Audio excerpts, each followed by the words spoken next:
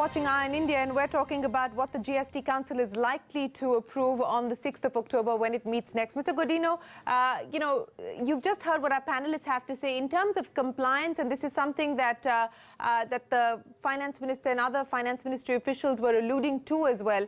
Perhaps moving to quarterly reporting, is that something that the Council feels is the need of the hour in terms of improving compliance? It's definitely on the table because that is a practical difficulty faced by everyone, and as rightly said by some of the panelists, it's not only the small trader, it's others as well.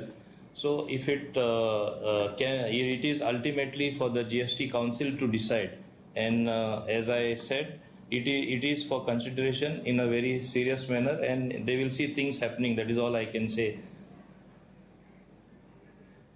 Okay, Mr. Shah, would you agree with that, that this would perhaps make most sense, and also other suggestions that you would like to put on the table? Because clearly from an ease of doing business perspective, we are hearing more and more people talk about the challenges that they're facing, both with the GSTN as well as compliance. The problem apparently in the initial phase has been more with the systems itself, the IT systems itself, rather than with the return per se.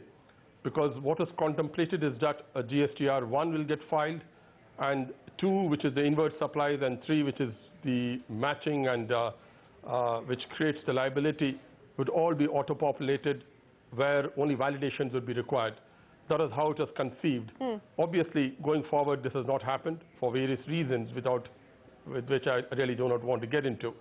So in this event, we came in with this, the government came in with this solution of GSTR 3B, which has now been functioning. Please remember, ultimately, if matching of invoices, which is an important facet of the entire GST, is to take place, we need to have all these returns. And these are essential, again, for ascertaining the right availment of credits itself. So in the event of a quarterly return being prescribed, these will be challenges as to how we can handle these matching of invoices, because everything gets delayed consequently. And I do believe if the systems get strengthened, and the Council of Ministers has met recently for that, does get strengthened, a lot of these issues should get addressed. Okay. Bipin, what is it that you would like to put on the table in terms of immediate attention by the GST Council on the 6th of October?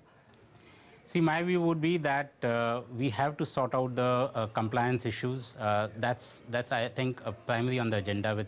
And there are issues with the GST, and they would have the report from the Council of Ministers who are looking at it. I would say that there are a number of other issues, leasing being one of them. Exporters is one of the major issues which has to be looked in. There are issues with respect to small-scale exemptions, exemptions where both exempted and non-exempted services require registrations. A lot of other issues, but primary would be compliance, which needs to be sorted out. Okay, primary would be compliance that needs to be sorted out. Do stay tuned to CNbc TV 18. We will get you all the updates from the GST Council meeting on the 6th of October. But for now, Bipin, Mr. Godino, Mr. Shah and Ajay Sahai, appreciate you joining us here on Eye on India as we talk about the GST Council and the road ahead. With that, it is time for us to wrap up this show. From all of us here, goodbye. Many thanks for watching.